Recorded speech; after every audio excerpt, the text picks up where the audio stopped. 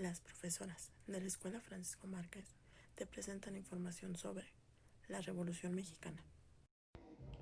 La Revolución Mexicana fue un gran movimiento armado que comenzó en 1910 con una rebelión encabezada por Francisco I. Madero. Madero contra el antiguo autócrata general Porfirio Díaz.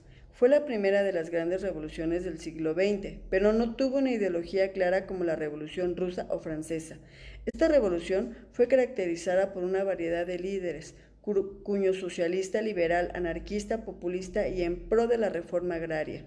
¿Por qué luchaban en la Revolución Mexicana? La revolución iniciada el 20 de noviembre de 1910 fue el escenario de una serie de reivindicaciones que buscaban sobre todo garantizar derechos usurpados de la población. Desde la independencia de 1521, la cuestión de la tierra estaba presente en los conflictos sociales en México. En la segunda mitad del siglo XIX, la mayor parte de los indígenas ya había sido expropiados de sus tierras. Además, estos no fueron incorporados como ciudadanos. En 1876, con el derrocamiento del gobierno liberal de Sebastián Lerdo de Tejada por el levantamiento militar de Porfirio Díaz, la gran propiedad agraria fue reforzada y los campesinos despojados de sus tierras. La pequeña propiedad fue prácticamente eliminada. Las principales causas de la Revolución de México están vinculados a la explotación capitalista y a las injusticias sociales que ha traído. La principal consecuencia de la Revolución Mexicana fue la promulgación de la Constitución de 1917, en la que se hace referencia, entre otros, el derecho a la tierra, expropiación por parte del Estado para fines de reforma agraria y devolver a los campesinos sus tierras. El reconocimiento del derecho indígena sobre el uso de tierras ancestrales, la creación del salario mínimo y de la jornada de trabajo de 8 horas diarias y la separación definitiva entre Estado e Iglesia. Los trabajadores pasar a tener derechos laborales reconocidos, se organizan los sindicatos y se consolida el sistema de educación nacional. Otra consecuencia indirecta de este movimiento fue el debilitamiento del caudillismo. A pesar de todas las conquistas, muchos campesinos perdieron sus tierras después de la revolución, ya que no eran capaces de competir con la producción hecha en la gran propiedad, lo que inviabilizó a muchos pequeños productores forzándolos a vender sus tierras. El 20 de noviembre de 1910 se levantó el país en contra de la reelección que nuevamente quería hacer Porfirio Díaz, encabezado por Pascual Orozco, Francisco Villa y Emiliano Zapata. Personajes de la Revolución. Hola, soy Venustiano Carranza. Nací en Cuatro Ciénegas, Coahuila, en 1859.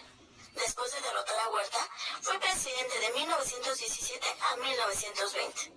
A mí me deben la convocatoria del Congreso, que el 5 de febrero de 1917 promulgó la Constitución que actualmente rige a nuestro país. Morí asesinado en Tlaxcaltongo, Puebla, en 1920. Yo soy Emiliano Zapata, también conocido como el Caudillo del Sur, y nací en Anecuilco, Morelos, en 1883. Yo era una persona de origen humilde. Mis papás eran campesinos, y cuando yo era pequeño, un rico hacendado le quitó las tierras a mi papá. Yo no pude hacer nada, era chico. Me dediqué a trabajar en el campo y cuando ya era más grande defendía a los campesinos para que nadie les quisiera quitar sus tierras. Algunas personas dicen que yo soy el símbolo máximo de la Revolución Mexicana. Mis ideales siempre fueron tierra y libertad. Ah, que sí. Tanto así que en 1911 proclamé el Plan de Ayala.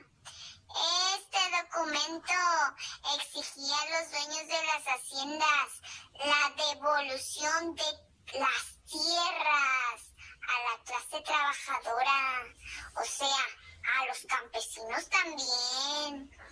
Desconocíamos a Francisco I. Madero como presidente, ya que no nos quería apoyar.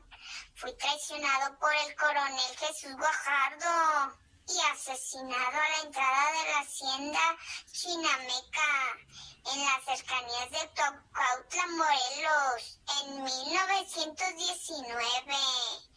Muchas personas me recuerdan porque yo defendía a la clase trabajadora de México, a los campesinos, que no tenían ni voto. ¡Viva México! Espero que mi historia te haya gustado.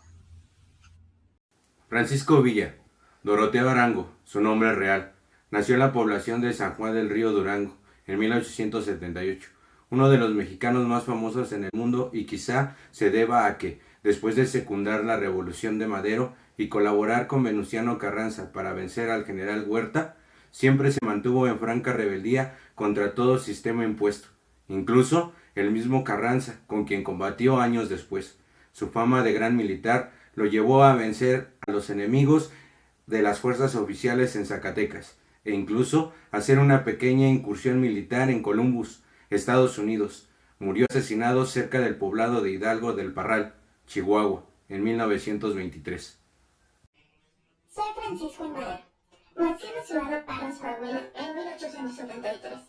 Después de haber realizado estudios de agricultura en Estados Unidos y de administración en Francia, creé mi propio partido, el Nacional Antireeleccionista, en 1909, cuyo movimiento cobró tal fuerza que el mismo presidente Díaz se vio obligado a encarcelarme.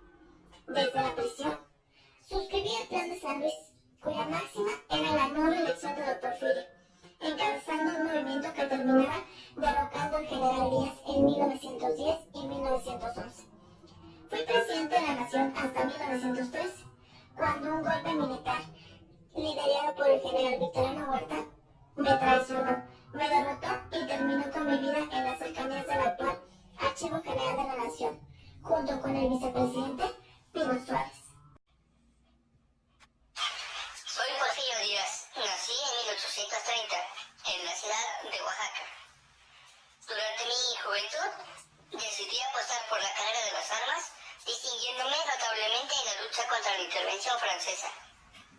Fui presidente de 1876 y de 1877 a 1880, así como de 1884 a 1911, logrando, con mi permanencia en el poder, varios progresos muy significativos para el país, como la implementación de una ambiciosa red ferroviaria que en su momento comunicó a varios puntos de la República muy apartados entre sí, o la apertura de varios sectores económicos e industriales del país al capital privado y extranjero. Fui derrocado en la revolución iniciada por Madero, que buscaba la no reelección en 1910.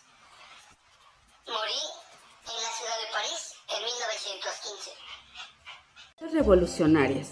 Uno de los grandes símbolos de la Revolución Mexicana fueron las Adelitas, o también llamadas soldaderas.